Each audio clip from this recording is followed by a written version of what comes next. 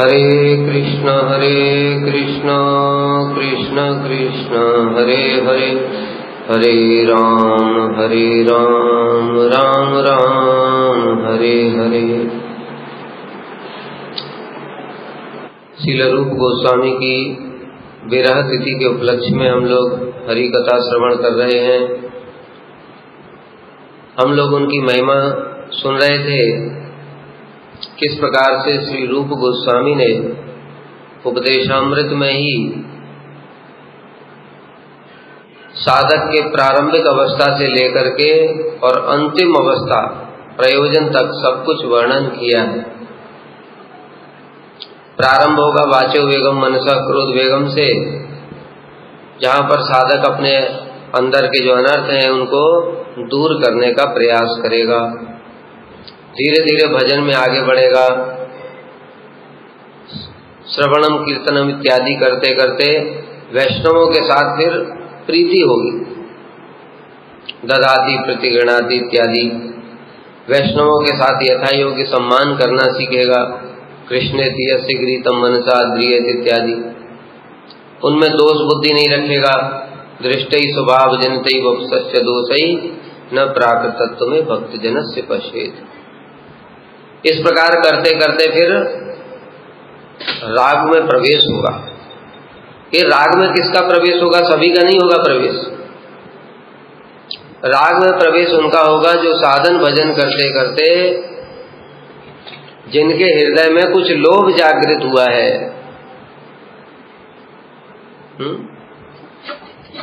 कृष्ण भक्ति रस भाविता मति क्रियताम यदि कुतोपि लभ्यते तत्र लौल्यम अपिमूल्यम एकलम जन्म कोटि सुकृतै न लभ्यते।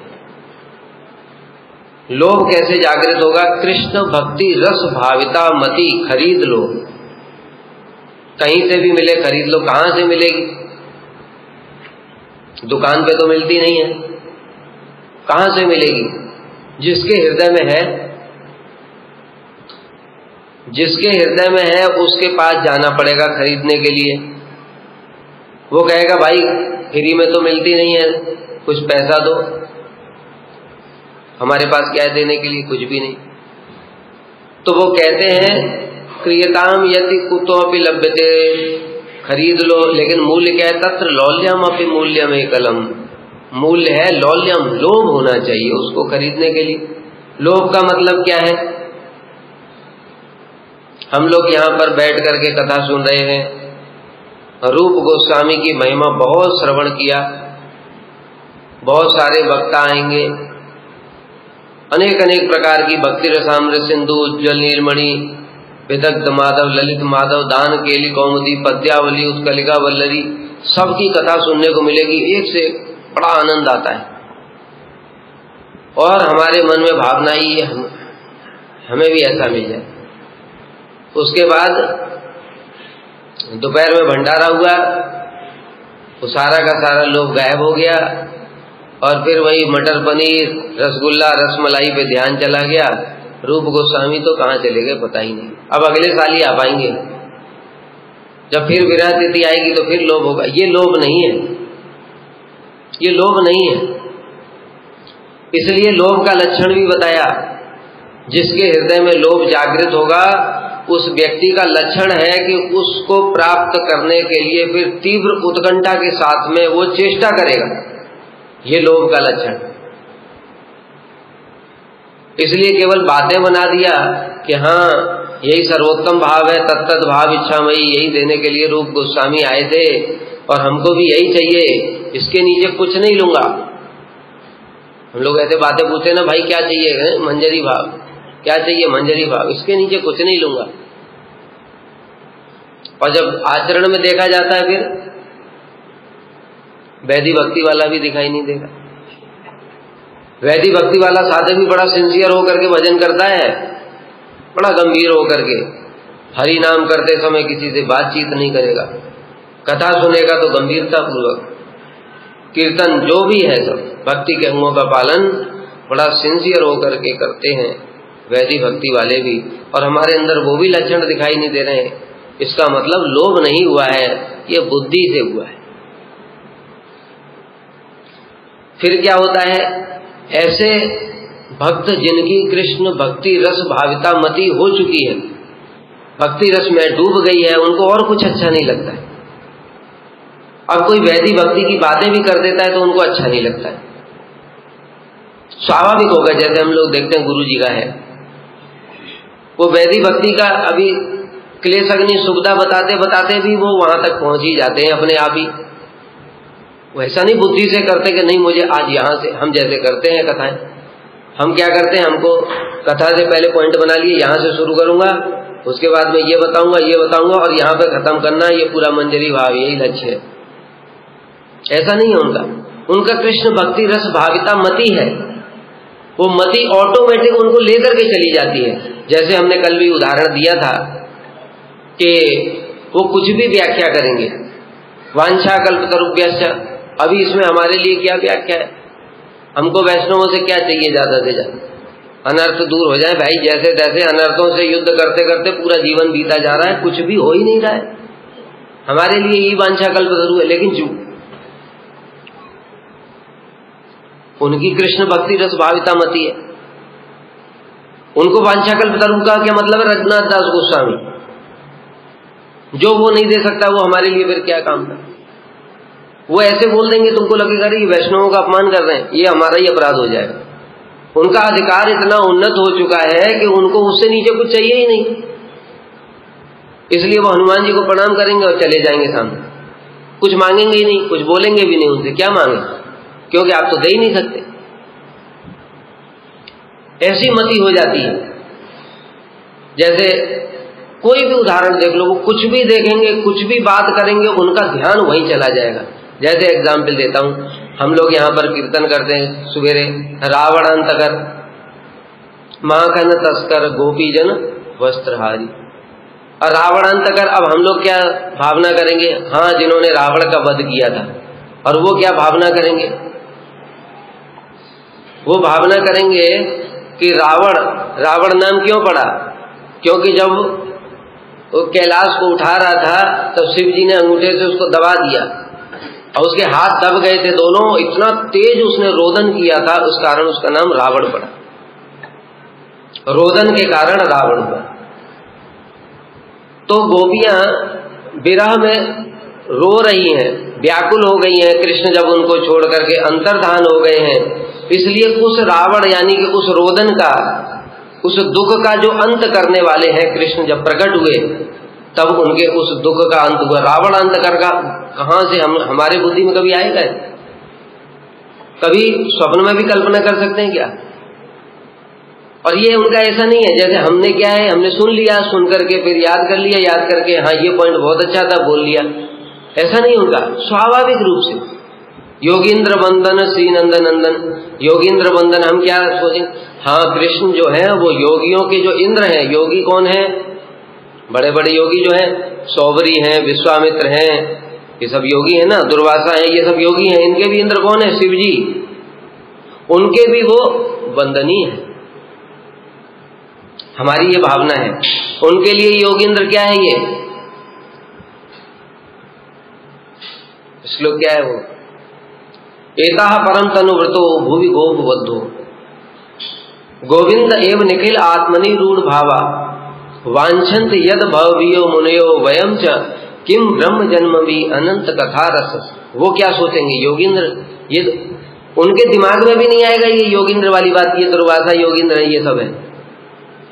वो क्या भावना करेंगे, योगींद्र एताह परम तनुव्रत, योगियों के भी इंद्र, जो योगियों के भी जो शिरोमणि, उद्धव जैसे जो भक्त हैं, नारद जैसे जो भक्त हैं, सुखदेव गोस्वामी, उनके भी जो इंद्र मतलब उनके भी जो शिरोमणि है, कौन है वो नारद, उद्धव, व्यास, सुखदेव, ये सब किसकी प्रार्थना करते हैं, उद्धव जी प्रार्थना कर रहे हैं, एताह परम तनुव्रतो भुवि गोपबद्धो, ये गोपियों का ही जीवन सफल है। क्यों, गोविंद एवं निखिल आत्मनिरूढ़ भावा, अरे गोविंद के प्रति तो इनके हृदय में रूढ़ भाव है, महाभाव में। ये योगियों की इंद्र हैं, जिनका चित्त कृष्ण से कभी एक क्षण के लिए स्वप्न में भी दूर ही नहीं होता। योगी क्या करते हैं, योगी समाधि लगाते हैं का मतलब क्या, यम नियम आसन प्राणायाम प्रत्याहार, धारणा, ध्यान, समाधि, ये सब कर कर करके जैसे तैसे कृष्ण का एक बार स्मरण हो गया, हृदय खुश हो गया, आहा जीवन सफल हो गया। और उनका जीवन क्या है, एक क्षण के लिए भी कृष्ण से चित्त हटता ही नहीं है। इसलिए इन गोपियों का ही जीवन सफल है इस जगत में, क्योंकि इनका परमात्मनि कृष्ण के प्रति में रूढ़ भाव है, महाभाव में स्थित है। यद वांछन्ति भवभीयो मुनियो, जो भव सागर से भयभीत मुनि हैं उनको ये यौगिक कहा गया है, ये लोग इसकी कामना करते हैं। वयम च, और हम भी, उद्धव जी कह रहे हैं हम भी, मतलब क्या, हम सुखदेव, नारद, शिव जी, ये सब उस भाव की प्रार्थना करते हैं जिसमें गोपियां स्थित हैं। योगींद्र कौन हुआ, गोपियां हो गई। किम ब्रह्म जन्मी अनंत कथा रसस्य, अगर ऐसा भाव ही नहीं आया तो अनंत काल तक फिर ब्रह्मा का पद प्राप्त करने से भी क्या फायदा। इसलिए योगींद्र बंधन उनके लिए कौन होगा, योगींद्र बंधन है कृष्ण, योगियों के इंद्र कौन है, गोपियां। ऐसा भाव आएगा।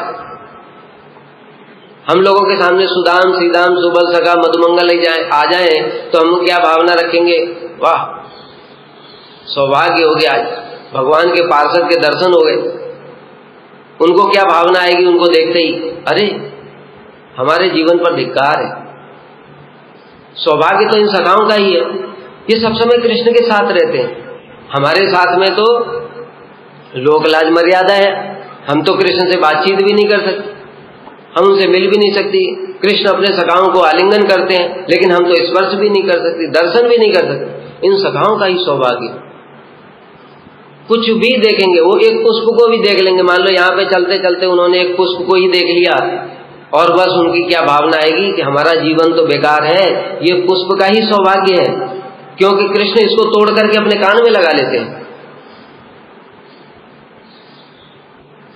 बांस को देखते हुए उनके हृदय में क्या भावना आती है, हमारा तो जीवन ही निरर्थक है, कोई लाभ नहीं ऐसे जीवन से, हमने मनुष्य बनकर भी क्या प्राप्त कर लिया, अरे ये बांस ही धन्य है, क्योंकि इसके कुल का जो वेणु है उसी को सब समय कृष्ण अपने अधरों पर धारण करते। ये है वो भाव जो हम कल बता रहे थे कि ऐसे भजन करते करते कृष्ण भक्ति रस भाविता मति, वो मति जो अपने भाव के अनुसार होगी, उस समय क्या होगा फिर। अभी हम श्रवण कर रहे हैं, अभी हम साधन भक्ति, वैधि भक्ति, क्लेश अग्नि, शुभदा, मोक्ष लघुता कृता, सुदुर्लभा, सांद्रन, सब कुछ कर रहे हैं। करते करते करते करते जब हृदय में लोभ जागृत होगा, उसको प्राप्त करने के लिए बताया पहले 3 अभिलाषाएं उत्पन्न हो जाएंगी। प्राप्ति अभिलाषा, सौहार्द अभिलाषा, अनुकूल अभिलाषा। उसके बाद में ये जब राग मार्ग में प्रवेश होगा, रुचि की अंतिम अवस्था में, आसक्ति की अवस्था में जब प्रवेश होगा, तब जाकर के इन सब चीजों के अपने भाव के अनुसार ये सब चीजें होंगी, और तब जिसका जो मधुर भाव है वो सब चीज को उसी रूप में ही देखेगा। कुछ भी देख ले, कुछ भी देख ले। जैसे कि गोपियां हैं महाभाव दशा में, उन्होंने जाते जाते क्या देखा, जाते जाते नहीं देखा, यहां से कीर्तन कर रही, आगे अभी हम सुनेंगे, उन्होंने बस वो देखा जो घास में वो लगा हुआ है कुमकुम, वो कुमकुम को देखकर ही उनको कृष्ण का स्मरण हुआ है और हृदय में प्रेम जागृत हो गया। इस प्रकार की अवस्था, कुछ भी दर्शन करने से अपने भाव के अनुसार ही कृष्ण की स्फूर्ति होती है, वो कृष्ण भक्ति रस भाविता मति होती है।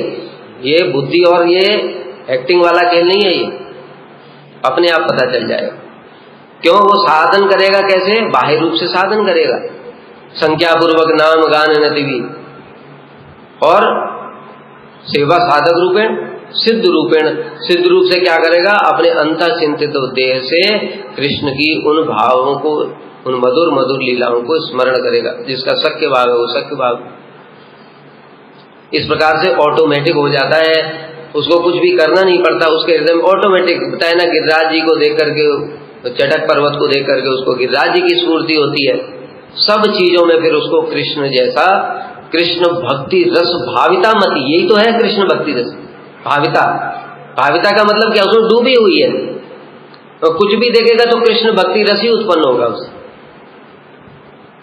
इस प्रकार की जिनकी मति है, उनका संग करने से, उनसे संग करने से मतलब क्या?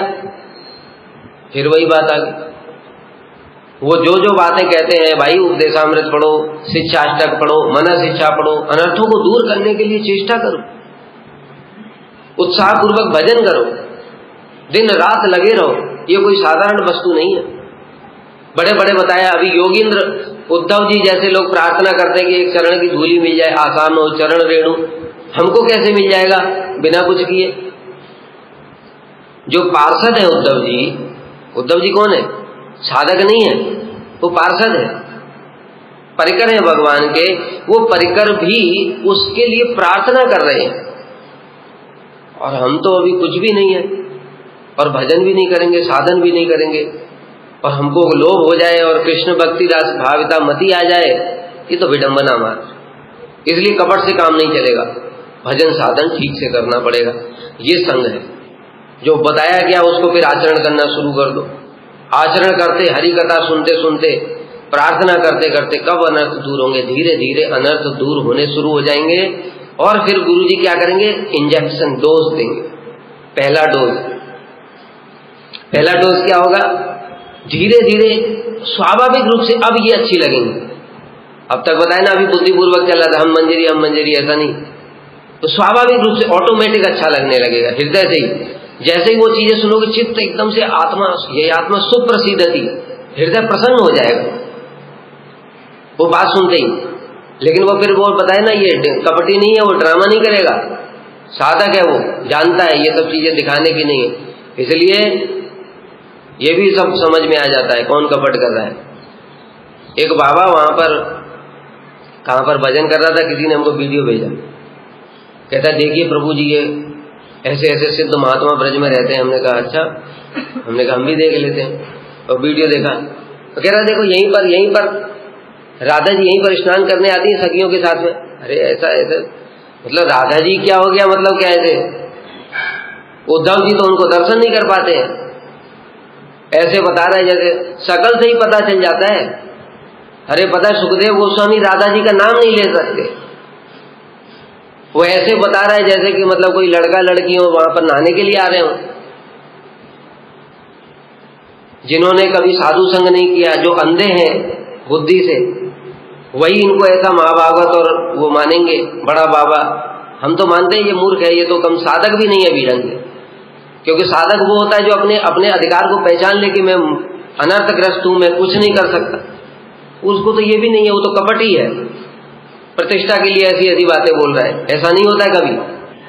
हमने क्या अपने गुरुवर को देखा नहीं है? ये तो इतने गूढ़ अति गूढ़ भाव है, कभी कभी बोलते बोलते जब कंट्रोल नहीं होता है तो हृदय से निकल गए, उसको भी वो संवरण कर लेते। इस प्रकार की बातें कोई हमारे किसी आचार्य ने नहीं करी। तो ये सब ढोंग और पाखंड है। तो साधक जो होता है वो उन भावों को छुपा लेता है, किसी को पता न चले। ये तो अत्यंत गूढ़ भाव है, अभी तो मेरा अधिकार ही क्या है। इसलिए साधन भजन करता रहेगा, और फिर उसके हृदय में अब लोभ जागृत होना शुरू होता है। लोभ जागृत होता है, फिर वो बार बार उस भाव को प्रणाम करता है। हो कितना आनंद है, हृदय में ऐसा आनंद हो जाता है, तब उसको उसकी महिमा पता चलती है। अभी महिमा कहां से पता चलेगी? बुद्धि से सोच रहे हो, क्योंकि महिमा जब पता चल गई, हृदय में वो आनंद होगा, तब उसके लिए प्राप्त करने के लिए तीव्र उत्कंठा से तब चेष्टा करेगा। उसके पहले चेष्टा कर ही कहां पाएगा? उसके पहले चेष्टा नहीं कर सकता।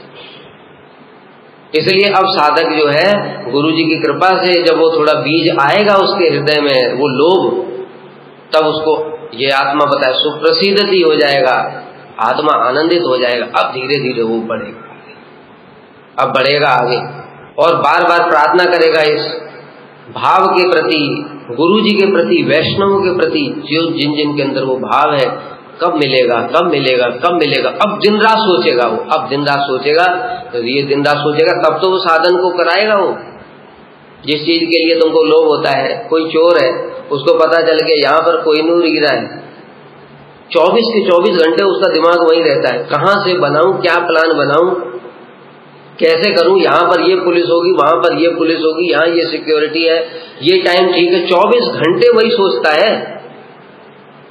कोहिनूर हीरा तो छोड़ो, जो 1 लाख रुपया चुराना है जिस चोर को, उसको पता चल गया ये बैंक से निकला है 1 लाख रुपया इसके पास में, 24 घंटे उसका दिमाग 1 लाख में लगा रहता है। कहां से लूप होल ढूंढता है वो 1 लाख के लिए। और ये जो भाव है जिसके लिए बताओ सुखदेव, नारद, उद्धव प्रार्थना कर रहे हैं, उस जिसके पास में वो उसका अगर एक कण आ जाएगा वो कितना सोचेगा। ये सब लक्षण है भाई, ये सब आंतरिक लक्षण है, ऊपर के ड्रामे से कुछ नहीं होगा यहां पर। तो ऐसे करके धीरे धीरे उसके हृदय में जब ये 3 अभिलाषाएं जागृत होंगी तब वो आगे बढ़ेगा और तब उसका राग मार्ग का साधन प्रारंभ होगा। क्या है राग मार्ग का साधन? राग मार्ग का साधन क्या है? सेवा साधक रूपेण सिद्ध रूपेण चात्र। अगर श्लोक याद नहीं होता है, संज्ञा पूर्वक नाम गान, तन्नाम रूप चरितादि, ये सब है। अब वो करेगा तन्नाम रूप चरितादि, भगवान का नाम, रूप, गुण, लीला, चरित मतलब लीला। और कैसे? अपने भाव के अनुसार, जैसा कल बताया था हरे कृष्ण महामंत्र यही जब जब करेगा। देखो मैंने बताया ना अभी, स्वाभाविक जब हृदय में आ जाएगी वो मति। अभी हम लोगों ने सुना हरे कृष्ण महामंत्र का अर्थ, भाई हम बोलते लोगों को हरि नाम करो। अब किसी ने हमसे पूछ लिया भाई हरे राम क्या है, तो हमको पढ़ना पड़ता है जीव गोस्वामी क्या कह रहे हैं, भक्ति विनोद ठाकुर क्या कह रहे हैं, राम का मतलब क्या है, श्री राधाया रमय नित्यम राम इति अविधीयते। लेकिन जो बताया, जो ऐसे साधक जिसकी कृष्ण भक्ति रस भागता मति हो जाएगी उसको पढ़ना नहीं पड़ता है, वो होता है राम की व्याख्या ऑटोमेटिक, राधिका रमण राम, ऑटोमेटिक वही व्याख्या। कुछ भी देखेगा उसको वही भाव में वो सब समय डूबा हुआ है, उसको याद नहीं करना पड़ता है, हृदय में ऑटोमेटिक प्रकाशित हो जाता है उसके सारे भाव के अनुसार सारी चीजें। इसी प्रकार से जो सख्य रस का भी है वो इसी श्लोक, इसी महामंत्र के द्वारा ही अपने सख्य भाव को ही स्मरण करेगा। इसमें सब कुछ है, मधुर रस के अंदर सब कुछ है। मधुर के अंदर वात्सल्य, सख्य, दास्य, शांत सब कुछ है। इसलिए इस मंत्र से सबकी सिद्धि हो जाएगी। तो तन्नाम रूप चरितादि सुकीर्तनानु, सुकीर्तन करेगा। सुकीर्तन कैसे करेगा? पहले श्रवण करेगा तब तो कीर्तन होगा। कीर्तन कहां से प्रारंभ होता है? श्रवण से प्रारंभ। जो हम लोग कीर्तन करते हैं, ये कीर्तन यहां पर नहीं बोला गया, राग मार्ग का कीर्तन नहीं है ये। जैसा भी बताया, हम लोग सब कुछ कथा भी बोल रहे हैं, किस लिए? याद करके आए, आज मैं ये बोलूंगा, किताब सामने आ, ये पॉइंट, उसके बाद ये पॉइंट, उसके बाद ये, ऐसे करके हम ये कीर्तन कर रहे हैं। ये कीर्तन नहीं है यहां पर जो बताया है। अब ये राग मार्ग वाला कीर्तन ये स्वाभाविक होता है, उसके पहले वही होगा वैदिक भक्ति वाला ही, उसके पहले यही करना पड़ेगा। किंतु सीधे सीधे जब तुम्हारे हृदय में कुछ है ही नहीं तो निकलेगा कहां से? तो पहले कुछ आना तो चाहिए यहाँ पे, जब कुछ आएगा तब तो निकलेगा। जैसे हम लोग देखते हैं गुरु जी का कथा सुनते हैं, कैसे मतलब बोलते चले जा रहे हैं, ऐसा बिल्कुल पता चलता है ये कीर्तन बिल्कुल स्पॉन्टेनियस, बिल्कुल भाव एकदम निकलते जा रहे हैं एक के बाद एक। हो तो कोई पढ़ करके नहीं बोल रहे, उनको पढ़ने की कुछ आवश्यकता भी नहीं है, क्योंकि जिसकी मति बताए कृष्ण भक्ति रस में डूब गई, उसको फिर स्वाभाविक ऑटोमेटिक जो वीडियो की तरह सब चलता रहता है, प्ले होता रहता है। और हम तो उससे पहले हमारी बुद्धि से प्ले हो रहा है, बुद्धि में जितना भरा है उतना प्ले होगा, रिकॉर्डिंग वो खत्म। तो कई बार इसलिए कथा बोलते बोलते क्या होता है, ब्लैंक हो जाते, भूल गए, यहां तो खत्म हो गया डेटा, अभी चुप, वांछा कल्प करो। लेकिन उनका ऐसा नहीं होता है, उनका कृष्ण भक्ति रस में डूबे हुए हैं मति, उनके हृदय में बहुत कुछ है, स्रोत प्रवाहित हो गया। जैसे देखो एक स्रोत होता है ये वाला, टंकी में आता है, ऊपर टंकी खाली, खत्म। दूसरा एक स्रोत आता है, पहाड़ों में जाओ, नीचे से निकलता रहता है ऑटोमेटिक। कब से निकल रहा है वो? जब से पहाड़ बने तब से निकल रहा है, अभी तक निकलते जा रहे, खत्म नहीं होता है। उनका उस प्रकार का स्रोत होता है। इसलिए भाई पहले श्रवण करना पड़ेगा। श्रवण का मतलब क्या है? एक एक चीज को देखो ध्यान से समझना है, शुरू से लेकर के। प्रारंभ कहां से हुआ था हमारा? कथा प्रारंभ कहां से हुई थी? कथा प्रारंभ हुई थी महाप्रभु से, प्रेम रस निर्यास करते आस्वादन, राग मार्ग भक्ति लोग के करते प्रचार, यहां से शुरू हुआ था, वहां से चला था। महाप्रभु के अपने अपने भावों के आस्वादन करने के लिए आए, राधा जी के भावों का, और राग मार्ग भक्ति को प्रचार करने के लिए आए। फिर रूप गोस्वामी आ गए बीच में, रूप गोस्वामी के माध्यम से उन्होंने अपने मनोभीष्ट को पूर्ण कराया, वहां से चला था। फिर रूप गोस्वामी ने क्या किया, उपदेशामृत के माध्यम से शिक्षा दिया। अब चलते चलते हम लोग राग में आए हैं, लेकिन राग में आने से पहले श्रवण करना पड़ेगा। श्रवण बड़ा मुख्य है, इसको ही समझना है, क्योंकि श्रवण ठीक से नहीं हुआ तो कीर्तन होगा ही नहीं। तो हम लोग श्रवण का मतलब क्या समझते हैं, प्रभु जी से सुना, सुन करके बहुत अच्छे से याद कर लिया और मैं बोलने लगा, ये श्रवण हो गया और मेरा कीर्तन प्रारंभ हो गया। ये बिल्कुल गलत, न ये श्रवण है न ये कीर्तन है। श्रवण क्या है, श्रवण है 3 चीजों से मिलकर के बनता है। पहला, जो भी वैष्णव बोलते हैं उनको ध्यान पूर्वक सुनना, जैसा हमने पहले दिन भी बताया था, भाई ध्यान से सुनो, राग क्या है इसको समझो, तो उसको ठीक ठीक से सुना ध्यान पूर्वक, क्या कहना चाहते हैं। उसमें भी फिर मूड मुख्य है, केवल शब्दों की ओर ध्यान नहीं देना, मूड मुख्य है, किस भावना से बोल रहे हैं। सुनने के बाद में फिर उसको हृदय में धारण किया, ये दूसरा पॉइंट। सुन करके याद ही नहीं रहेगा, तो याद नहीं रहेगा तो फिर क्या करेंगे, फिर बार बार सुनेंगे, बार बार सुनेंगे। इसलिए हम लोग बार बार रोज कथा होती सुबह शाम, किस लिए होती, क्योंकि हमारा श्रवण है, हम उग्र श्रवा नहीं है। सूत गोस्वामी कौन थे, उग्र श्रवा थे। उग्र श्रवा का मतलब क्या होता है, एक बार में उन्होंने जो सुना श्री सुखदेव गोस्वामी से, एक बार सुनकर ही उसको जाकर के नैमिषारण्य में कीर्तन कर दिया। हमारा है क्या है, वो कीर्तन कैसे हुआ इसको ही समझना। देखो इसी चीज को अच्छे से समझता हूं, अब यहीं से चलेगा कि श्रवण और कीर्तन क्या होता है। पहले 3 पॉइंट बता देता हूं। पहला, सुनेगा आदमी, सुन करके क्या करेगा, धारण करेगा, धारण करने के बाद में आचरण करेगा। ये तीनों को मिला करके श्रवण होता है। हम सुनते हैं, ध्यान तो कहीं और रहता है, सुना ही 50%, धारण शक्ति तो है ही नहीं, उसमें से 25 और लीक हो गया, बचा 25%, और आचरण 0। इसलिए हमारा श्रवण कीर्तन हो नहीं रहा।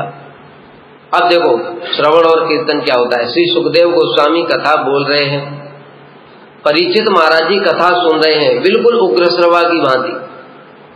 सुनते सुनते उसमें उन्होंने इतने सारे उन भावों में आविष्ट हो गए, श्री सुखदेव गोस्वामी के जो भाव थे, और आविष्ट होकर के अंत में उनको गोपी भाव प्राप्त हो गया। ये श्रवण, उनको वो भाव प्राप्त हो गया। श्रवण करते करते 7 दिन तक भूख प्यास, ये लक्षण है उनको, भूख प्यास सर्दी गर्मी, तक्षक आएगा ये भी स्मरण नहीं है। 7 दिन हो गए ये भी पता नहीं है। जब श्री सुखदेव गोस्वामी उठ करके चले गए तब उनको समझ में आ रहा है, कुछ भी याद नहीं है, ये उनका श्रवण हो रहा था। और श्रवण के बाद में हृदय धारण करके उसी सब भावों में डूब गए थे, डूबने के कारण उनको वो भाव प्राप्त हो गया। अब उत्तरा देवी उनके पास में, ये श्रवण हुआ, अब उत्तरा देवी उनके पास में आई, अभी तक्षक नहीं आया, क्योंकि भगवान को उनके माध्यम से कुछ और भी लीला प्रकाशित करनी है। परीक्षित कोई साधारण नहीं, अरे तक्षक की क्या औकात है उनको डस लेगा, किसी ब्राह्मण की क्या उनकी सामर्थ्य है कि परीक्षित महाराज को साथ दे देगा। जिनकी रक्षा स्वयं भगवान कर रहे हैं ब्रह्मास्त्र से, भगवान ने ब्रह्मास्त्र को निस्तेज कर दिया, क्या तक्षक क्या ब्रह्मास्त्र से भी ज्यादा शक्तिशाली? बताओ। स्वयं भगवान उनकी रक्षा करने के लिए उत्तरा देवी के गर्भ में प्रवेश कर गए, शंख से उनको ढक दिया और खुद भी गदा घुमा रहे हैं, चक्र बाहर रक्षा कर रहा है, भीतर में शंख से ढक दिया है और खुद भी गदा घुमा रहे हैं। ऐसे परीक्षित को कोई ब्राह्मण साथ दे देगा? संभव ही नहीं है, ये तो लीला मात्र है।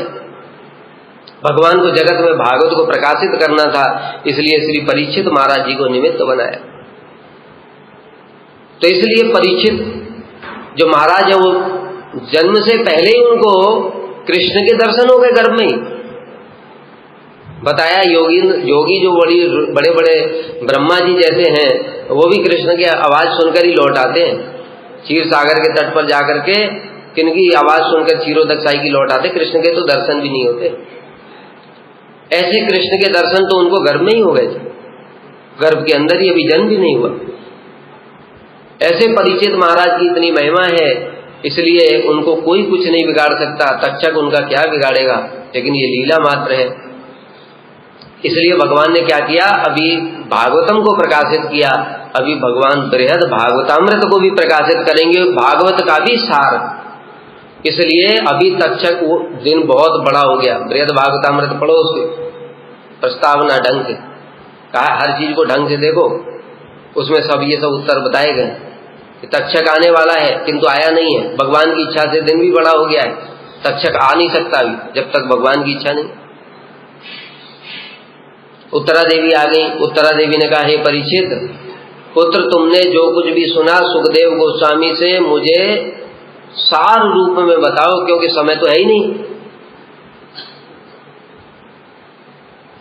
अब देखो, जिसकी मृत्यु आने वाली हो उससे जाकर के कहो भाई थोड़ी हरि कथा सुना दो, उसको कैसा लगेगा? तो उसको मरने की बात छोड़ो, तुम्हारे थोड़ा चोट वोट लगे, बुखार आ जाए, तुम बेड पे पड़े हुए हो और हम पहुंच जाए तो प्रभु जी थोड़ा हरि कथा सुना दीजिए, क्या होगा? प्रभु जी का उग्र रूप प्रकाशित हो जाएगा, नरसिंह रूप। लेकिन परीक्षित महाराज को हृदय में बहुत आनंद हुआ। क्यों? क्योंकि इतना सुंदर प्रश्न किया माता ने कि जो कृष्ण की लीलाएं मैंने श्री सुखदेव गोस्वामी से श्रवण की थी, उनको मुझे कीर्तन करने का सुयोग प्राप्त होगा। और उनका श्रवण हुआ था, इसलिए उन्होंने कीर्तन करना स्वाभाविक रूप से प्रारंभ कर दिया। साथ ही साथ 7 दिन कथा सुनी, कथा सुनने के जस्ट बाद ही अभी तक्षक आया नहीं है, और उतनी देर में श्री परीक्षित महाराज ने कीर्तन किया। और क्या कीर्तन किया? बृहद भागवतामृत, भागवत का भी अमृत स्वरूप जो है वो भी सार है। कितना सुंदर ग्रंथ है। श्री सनातन गोस्वामी ने उसको प्रकाशित किया है, लेकिन वो तो पहले से ही प्रकाशित था, उसकी टीका सहित प्रकाशित किया। श्री सनातन गोस्वामी ने उसकी टीका भी लिखी, जो पढ़ेगा उसी को पता चलेगा। हमारे गुरु जी का तो बड़ा फेवरेट ग्रंथ था, कितनी बार उन्होंने पाठ किया। ये हुआ श्रवण और ये हुआ कीर्तन। अब श्री सूत गोस्वामी का देखो, कथा खत्म हो गई, सुखदेव गोस्वामी तो सब समय उसी भाव में आविष्ट रहते, परमहंस शिरोमणि है, इसलिए वो तो कथा बोल करके चले गए। श्री सूत गोस्वामी वहां से चले, नैमिषारण्य में पहुंचे, और वहां पर जो ऋषि मुनि हैं वो यज्ञ कर रहे थे 1000 साल तक चलने वाला, जिससे कि उनको स्वर्ग की प्राप्ति हो जाए। जब श्री सूत गोस्वामी पहुंचे तो ऋषि मुनियों ने उनका स्वागत किया। तब उन्होंने अपने परमार्थ के लिए प्रश्न पूछे, जीव के कल्याण का सर्वोत्तम उपाय क्या जो है, तो भागवत में जो 6 प्रश्न। तब उन्होंने फिर क्या किया, बैठो और ये सब यज्ञ वज्ञ छोड़ो, भगवान की कथा सुनो। और उस समय श्री सूत गोस्वामी ने उनको वही श्रीमद् भागवत की कथा सुनाई जो उन्होंने श्री सुखदेव गोस्वामी से श्रवण की। ये हुआ श्रवण और ये हुआ कीर्तन। तो ये श्रवण और ये कीर्तन होता है। इस प्रकार से जो हम साधक हैं, अभी हमने तो उग्रसभा सूत है ना, हम परीक्षित हैं, हम तो है साधक बद्ध जीव अनर्थग्रस्त। तो हम क्या करेंगे, जो जो हमको सुनते हैं उनको सुन करके हर दिन अनर्थ दूर करने के लिए चेष्टा करो और सेवा करो। अनर्थ दूर करने से, जब तक अनर्थ दूर नहीं होंगे तब तक ये भाव तो आ ही नहीं सकता। और सेवा करने से धारण शक्ति आती है। धारण शक्ति अनर्थ दूर करने से नहीं आएगी, धारण शक्ति आएगी सेवा करने से। सेवोन्मुखे ही जीवादो स्वयमेव स्फुरते। इसलिए दोनों काम एक साथ करने पड़ेंगे साधकों को।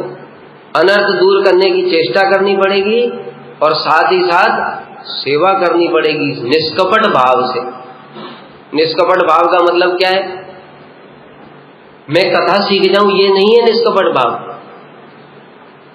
ये बहुत अच्छी कथा बोलते हैं, इनकी सेवा करूंगा, इनके साथ रहूंगा तो मैं भी कथा बोलना सीख जाऊंगा।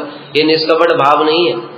निष्कपट भाव क्या है? मैं इनकी सेवा करूंगा, वैष्णवों की जो भजनशील है, और उनकी सेवा के फलस्वरूप मेरे अनर्थ दूर होंगे, और वो भाव मुझे प्राप्त होगा, वो जो कृष्ण भक्ति रस भाविता मत, उसके लिए लोभ जागृत होगा, क्योंकि मेरे अंदर तो है ही नहीं और संभव भी नहीं है।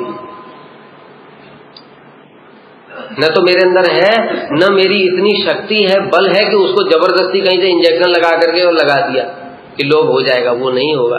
ये निष्कपट भाव। किसी भी जागतिक, बड़े सुंदर सुंदर हमारे गुरुवर्ग ने विचार दिए। परम गुरुदेव क्या कहते हैं? श्रील प्रभुपाद जी बहुत अच्छी कथा बोलते थे। श्रील प्रभुपाद जी का दिव्य अपराकृत शरीर था, बड़े सुंदर कलेवर था। सुनते ना प्रभुपाद दशकम में कैसा उनका दिव्य कलेवर है, आजानुलंबित भुजौ, है ना, और दिव्य कलेवर, उनका कांति इतनी तेज थी। श्रील प्रभुपाद जी का अगाध पांडित्य था, ठीक है, और वो इतने सहनशील थे। कह रहे जिन लोगों ने इन सबको लक्ष्य किया प्रभुपाद जी के इन गुणों को, वो वंचित हो गए। विचार देखो कितना ऊंचा विचारधारा है। क्या हम लोग इस बात को भी समझ सकते हैं क्या? वो सब वंचित हो गए। फिर वास्तविक क्या वस्तु है? जिन्होंने श्रील प्रभुपाद जी का ये दर्शन किया, श्री वार्षभानवी दैत दास, वो राधा जी के निज जन है।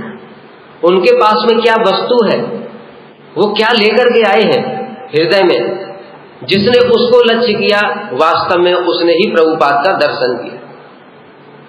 ऐसा अपराकृत विचार भाई कभी स्वप्न में भी आ सकता है क्या हमारे? कितनी बड़ी और कितनी गूढ़ बात है, यही संग है। इसलिए परम गुरुदेव के लिए कुछ लोगों ने जब बोला कि वो केशव महाराज तो प्रभुपाद जी के मठ को छोड़ करके चले गए, वो क्या प्रभुपाद की सेवा करेंगे, तो परम गुरुदेव ने लिख करके भेजा कि जो लोग प्रभुपाद के मठ में रहते हैं किंतु उनके विचारों से दूर है, वो कोटि जन्म तक भी प्रभुपाद की सेवा नहीं कर सकते। दूसरी ओर जो कोटि योजन दूर है प्रभुपाद के मठ से, किंतु जिसने प्रभुपाद के विचारों को धारण किया, वही वास्तव में प्रभुपाद की सेवा। एक एक बात परम गुरुदेव की ऐसा आनंद रोमांच करने वाली है शरीर में।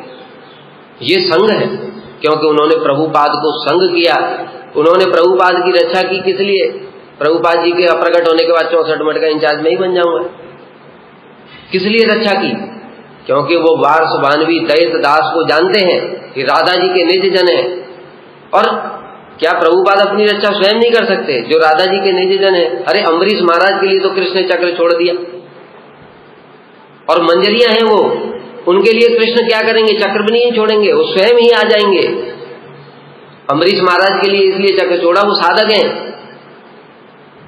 लेकिन अपने जो उनके निज जन है उनके लिए क्या कृष्ण चक्र छोड़ेंगे?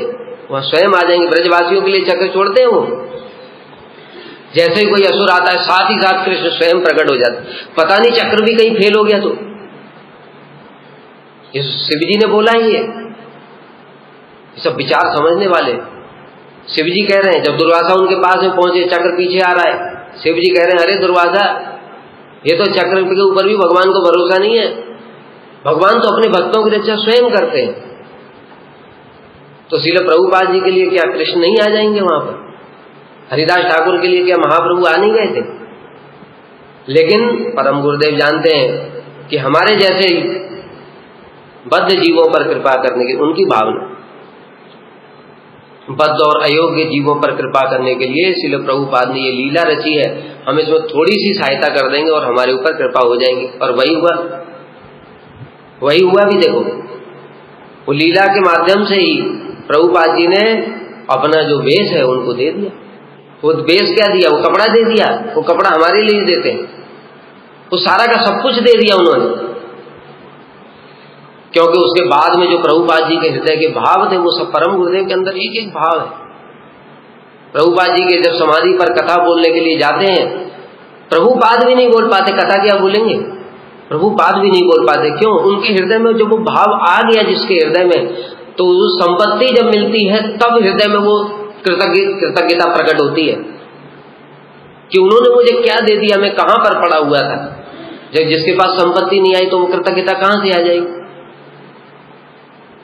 बुद्धि पूर्वक कृतज्ञता नहीं आ सकती। ऊपर से कह सकते हाँ प्रभु जी आपकी कृपा से हम कथा बोलना सीखे, आपकी कृपा से हम श्लोक सीखे, आपकी कृपा। ये आपकी कृपा कुछ नहीं है। हृदय में जब तक वो संपत्ति नहीं आएगी तब तक वास्तविक अनुभूति नहीं होगी और वास्तविक कृतज्ञता भी प्रकाशित नहीं। तो ऐसे करके जो साधक लोग हैं वो इस प्रकार से निष्कपट सेवा करेंगे और लक्ष्य किसको करेंगे? वो भाव। जब भी हम सेवा कर रहे हैं, चाहे बर्तन मांज रहे हैं, चाहे वाइपर मार रहे हैं, चाहे रसोई बना रहे हैं, चाहे अर्चन कर रहे हैं, लक्ष्य सब समय वो भाव होना चाहिए कि जो गुरु जी देने के लिए आए वो कैसे प्राप्त होगा, कब प्राप्त होगा, वैष्णवों की कृपा से होगा, इसलिए मैं इनकी थोड़ी सेवा कर लूं, कुछ ऐसे सुकृति अर्जित कर लूं, तब धीरे धीरे लोभ जागृत होगा, तब कीर्तन का अधिकार मिलेगा। वो कीर्तन जब हृदय में लोभ जागृत हो गया तब जो कीर्तन होगा वहां से कीर्तन प्रारंभ होगा। तब ये नाम रूप चरित आदि का कीर्तन, ये वाला कीर्तन समझ गए। अभी हमारा वाला कीर्तन नहीं, हमारा क्या कीर्तन है? हमारा कोई कीर्तन नहीं, हमारा रिकॉर्डर है। जिसने अपने दिमाग में, जिसका हार्ड डिस्क जितना अच्छा है उसने उतना ज्यादा डेटा भर लिया है, वो रिकॉर्डिंग से उतना ज्यादा प्ले कर सकता है, वो अच्छा है, वो कीर्तन हो रहा है। वो कीर्तन नहीं है, ठीक है। कीर्तन क्या होगा? स्वाभाविक होना शुरू हो जाएगा। हृदय में जब वो भाव आएगा तो फिर और रुकेगा ही नहीं, फिर वो रुकेगा नहीं, वो कीर्तन होगा। उस कीर्तन के प्रभाव से फिर क्या होगा? कीर्तने प्रभावे स्मरण है वे।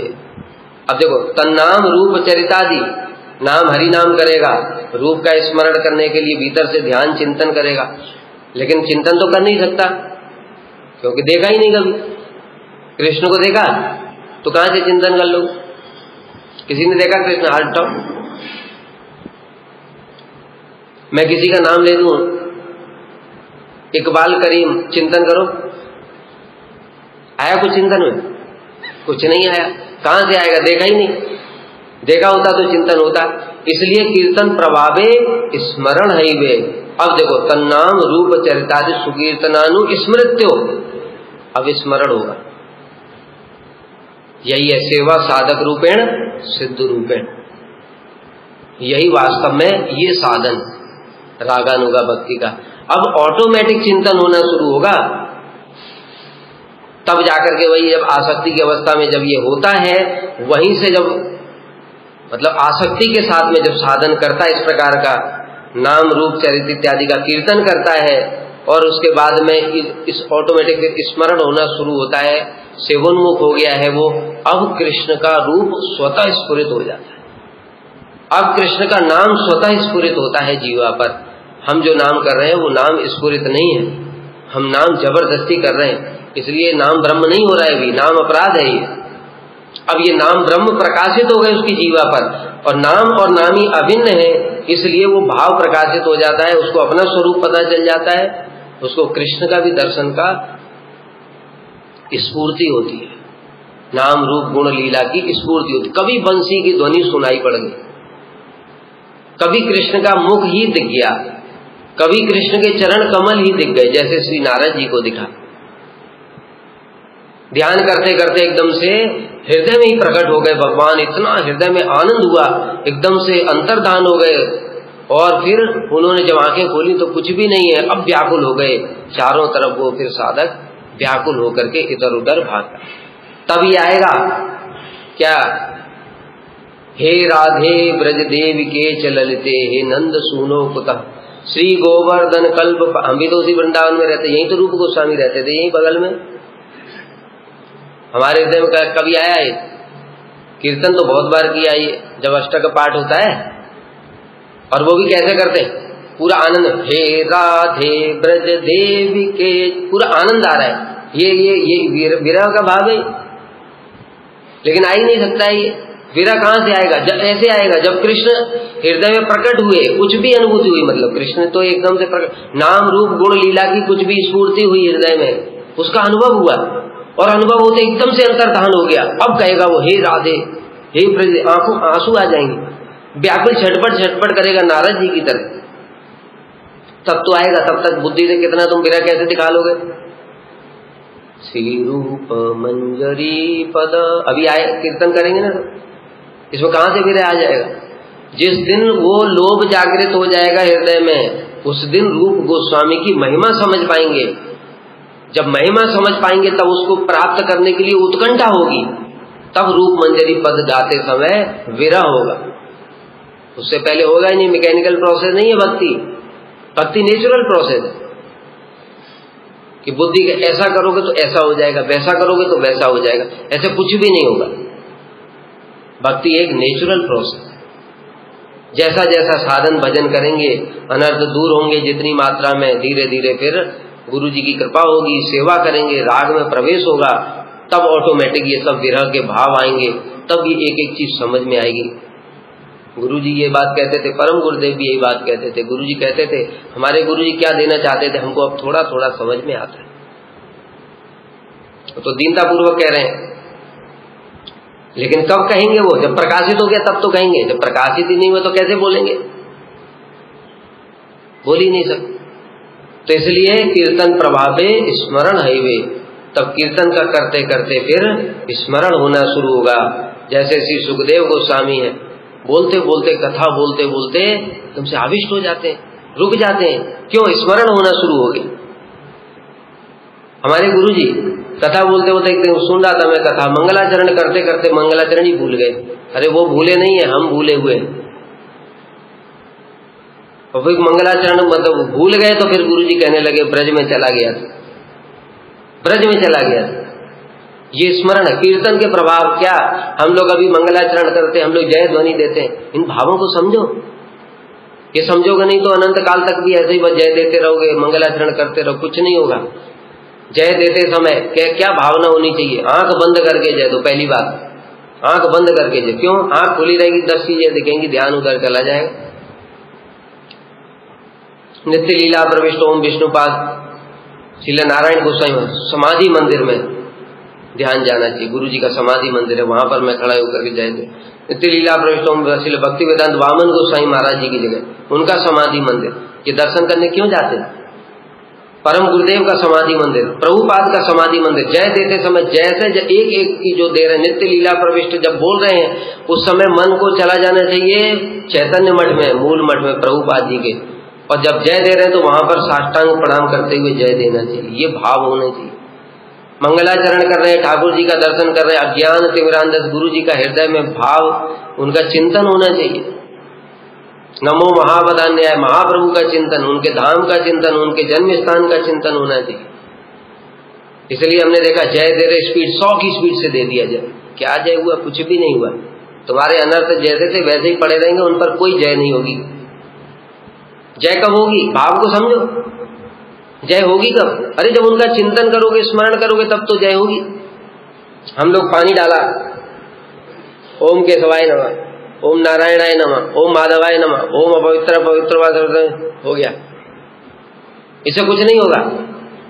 कब होगा? ओम केशवाय नमः, केशव को स्मरण किया। ओम नारायणाय नमः स्मरण किया, माधवाय नमः स्मरण। अरे पानी से कोई शुद्ध होता है क्या? पानी से क्या पवित्र होगा? गंगा जल से क्या तुम पवित्र हो जाओगे? जैसे सारे तो गंगा में डुबकी मार रहे हैं, कितने पवित्र हो गए? क्योंकि भीतर तो शराब भरी हुई है।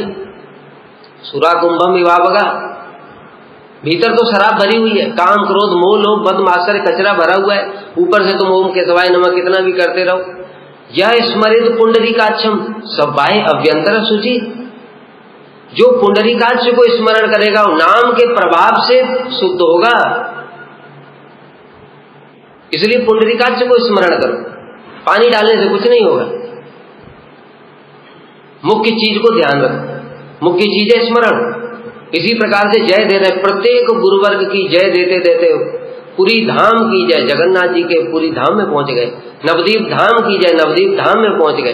धीरे धीरे धैर्य पूर्वक जय दो, एक एक का स्मरण करते हुए जय दो।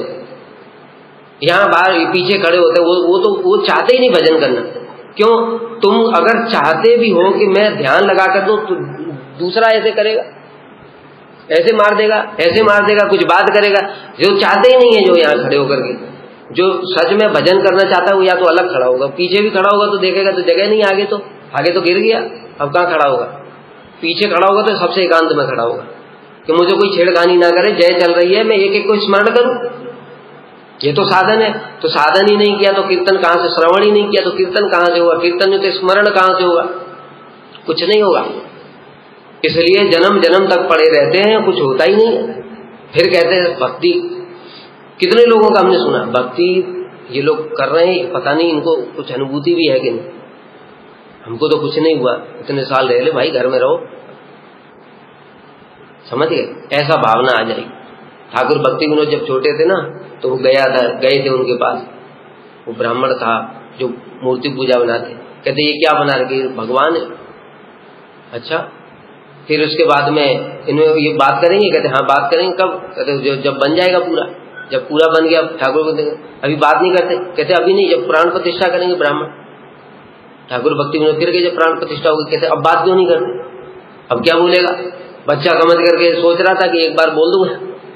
ठाकुर भक्ति विनोद छोटे 7-8 साल के थे, तो बच्चे को ऐसे ही बहला दूंगा कुछ भी बोल करके, अब वो तो पार्षद है, इसलिए वो तो साधारण नहीं है, इसलिए फिर पहुंच गए। तो अंत में ब्राह्मण क्या बोला, बेटा सच बताऊं मुझे भी विश्वास नहीं ये भगवान है, मुझे तो ऐसा लगता है ये ब्राह्मण लोग धंधा करने के लिए ऐसा करते हैं। ऐसा ही होगा फिर 20 साल 50 साल मठ में रहने के बाद में अंत में निष्कर्ष ये निकलेगा कोई भगवान कुछ नहीं है, किसी के अनर्थ भी दूर नहीं हो रहे हैं, और पता नहीं ये सब ड्रामा करते हैं। लेकिन जिन्होंने साधन भजन किया जरा उनसे पूछो, उनको सारी अनुभूतियां हैं, एक एक जो शास्त्र का एक एक शब्द है वो बता देंगे, हमने यहां पर अनुभव किया, गीता का एक एक श्लोक, भागवत का एक एक श्लोक पूरा अपने जीवन में बता देंगे, मैंने यहां पर ऐसे अनुभव किया। इसलिए पहले श्रवण, ये श्रवण है, किसी भी चीज को, जो भक्ति का कोई भी चीज है, ठाकुर जी के सामने खड़े हो गए, आरती चल रही है, कुछ भी नहीं, सेवोन्मुख कब हो गए, सेवोन्मुख, अरे कुछ तो करो, ताली बजाओ, कुछ ताली नहीं बजा सकते, पैर तो ठीक है, थोड़ा हिलाओ उनको इधर उधर। सेवा, हर चीज में सेवा करनी है। करताल किस लिए है, करताल बजाओ, करताल नहीं है तो ताली बजाओ, ताली भी नहीं है, पैर भी खराब है, हाथ भी खराब है, सब खराब है, मुंह तो अच्छा है, मुंह से ही गाओ कम से कम ठाकुर जी की प्रीति के लिए। मंगल श्री गुरु गौर, ठाकुर जी जग रहे हैं, ठाकुर जी को कितना आनंद हो रहा होगा, कितना रात भर उन्होंने सहन किया, ऐसे करके कुछ भावना करो उनके लिए, तब तो कुछ होगा। कोई साधन ही नहीं है, मतलब मैकेनिकल प्रोसेस, हाँ खड़े हो गए, चलो हो गया आरती, हो गया जय, हो गया प्रणाम करा, सो गए। साधन क्या है, साधन करो फल दिखेगा, जिन्होंने किया उनको फल दिखा दो। तो इसलिए तन्नाम रूप चरितादि सुकीर्तनानु स्मृत्यो, श्रवण होगा, श्रवण के बाद कीर्तन होगा, कीर्तन के बाद स्वाभाविक स्मरण होना शुरू होगा। क्रमेण रसना मनसी नियोज्य, पहले रसना को नियुक्त करना पड़ेगा। रसना से कहने से सब इंद्रियां आ गई, हाथ पैर, ठीक है, जितनी भी इंद्रियां हैं, रसना के द्वारा क्या होगा, हरि नाम कीर्तन प्रसाद सेवन, और हाथ के द्वारा ताली बजाना, करऊ हरेर मंदिर मार्जनादिषु पादौ क्षेत्र पदानुसर्पणे, जितनी भी ऐसे करके होगा। क्रमेण रसना मनसी नियोज्य, रसना इस प्रकार से इंद्रियों के बाद फिर मन नियुक्त होने लगेगा। अभी कभी मन में आती नहीं बात है, फिर धीरे धीरे ऑटोमेटिक मन में राधा कृष्ण की लीलाएं आने लगी, ऑटोमेटिक आने लगी। दान के लिए कौमुदी, कभी विदग्ध माधव, कभी ललित माधव, कभी उत्कलिका वल्लरी, सब ऑटोमेटिक आने लगेगा, बुद्धिपूर्वक करने से नहीं आएगा। और वो आ गया तो काम जागृत हो जाएगा। अनधिकार अवस्था में जबरदस्ती लाने की कोशिश करोगे तो काम जागृत हो जाएगा, जहां हो वहां से भी नीचे गिर जाओ। इसलिए क्रमेण, क्रम से चलो। रसना मनसी नियोज्य, रसना यानी इंद्रियों को नियुक्त करो, श्रवण करो, सेवा करो, अधिकार प्राप्त होगा, लोभ जागृत होगा, तब धीरे धीरे ऑटोमेटिक होगा। वांछा कल्पतरुभ्यश्च कृपा